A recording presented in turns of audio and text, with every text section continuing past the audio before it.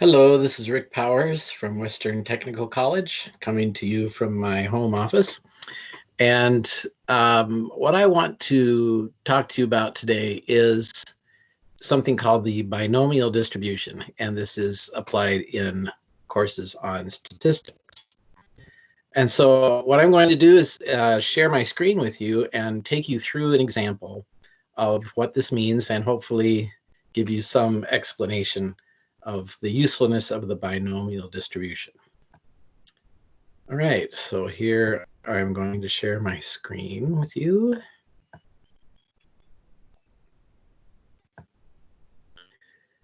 So if we go here, I'm going to use Microsoft Excel.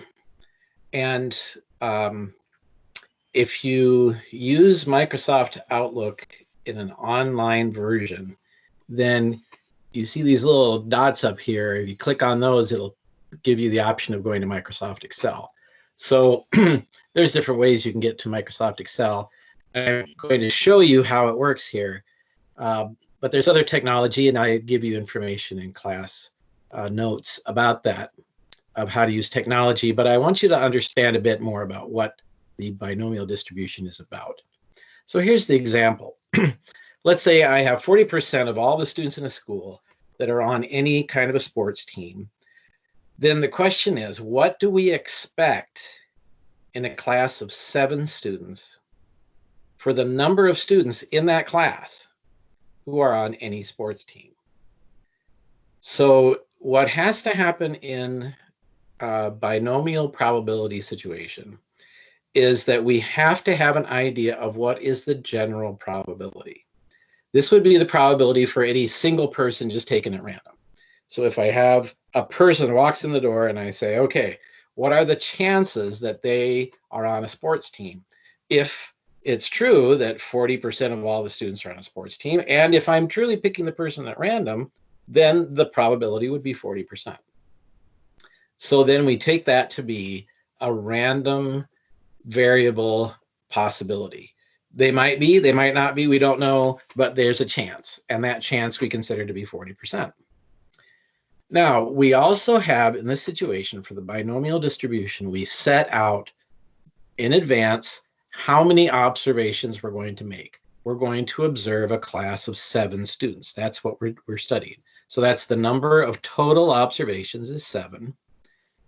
And then we say, okay, what do I want to know? I want to know how many out of the 7 would I expect to be on a sports team. And so then this is my variable. This is the number that I'm interested in measuring. How many out of the 7 are on a sports team? And this is considered the number of successes. Now, of course, if we're talking about how many students have the flu or how many students broke their leg in the past year, that's not really a success, but it's the idea of we define something to be a success, and then that defines for us the category that the students are in. And it's called binomial because there's only 2 options. Either they're on a sports team or they're not. There's only 2 things that could happen.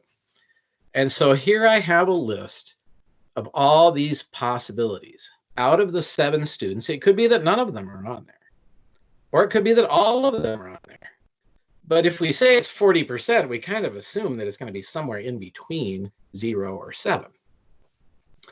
Now, if you want to look at your textbook and see the justification of where this idea comes from and how you can do a formula to find these numbers, feel free to do that.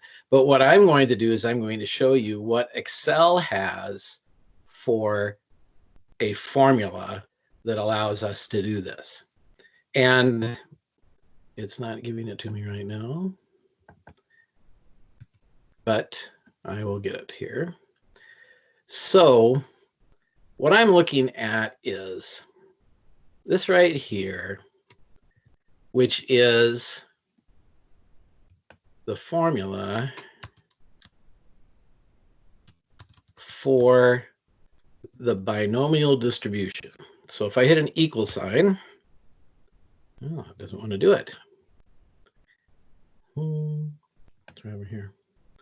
If I set an equal sign, there it is.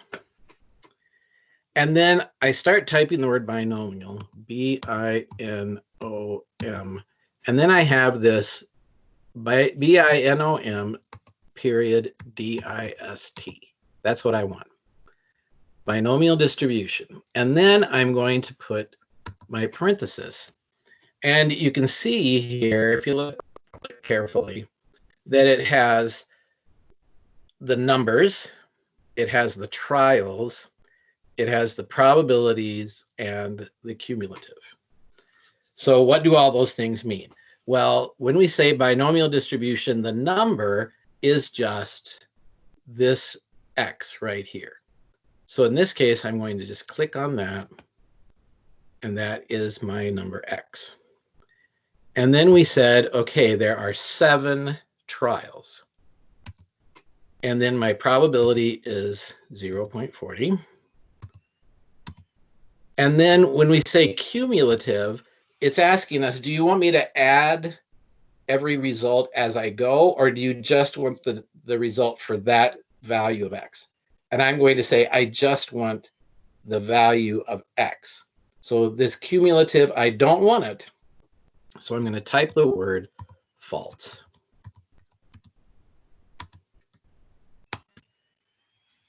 And there is my number. Okay, so this then is the binomial distribution, which gives me the probability that I would have 0 students, which would be on a sports team. So this is not nothing. It certainly could happen, but it's unlikely to happen, right? This is less than 5%, which is our idea of unusual values. So I'm looking at this right here, and I say, it could happen, but I really don't expect it to happen. All right. So then, what I have here, which I thought I would be really slick and figure this all out, but it didn't work quite. I put all those numbers in here. So as you can see, I have a list of numbers. These are all of the probabilities. These are the probabilities of having a certain number of students in my class of 7, which are on a sports team. Now, Excel is a little bit weird. The amount of rounding that it does depends on the size of the font that you use for the numbers. And so I say, oh, I don't want just this. I want it to have more digits. Well, then if I move that over, now it's got all kinds of digits. So then there's ways we can adjust the amount of digits, but let's just go back here for now to this many. Oh, maybe a little bit more. Okay.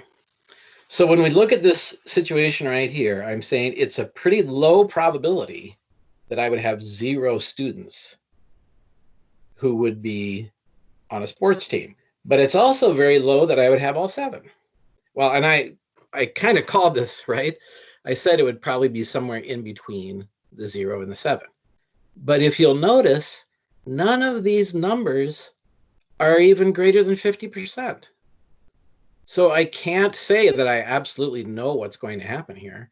Well, do I know that I'm going to have 3? I don't. What do I know? What can I know? Well, I could say, because the 0.028 is below 5%, and these numbers down here are also below 5%, I could say that these numbers in here, that these would be my numbers that I would consider to be the interval of expected results. So I would say, what do I expect? I walk into a room, I have 7 students. I would expect somewhere between 1 and 5 of those students to be on a sports team, but I actually don't know for sure. That's what probability is all about. You don't actually know for sure about stuff. So this is how I can use Excel to find probabilities. Once again, the formula that I'm using here I have an equal sign. I start typing the word binomial dot dist.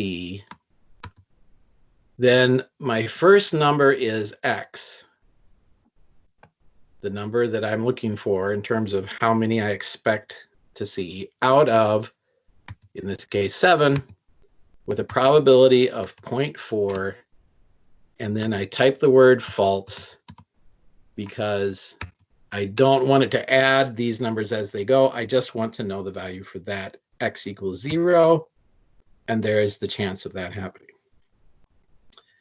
All right, so I hope that's clear to you, at least to a certain extent, so that you'll be able to understand binomial distribution.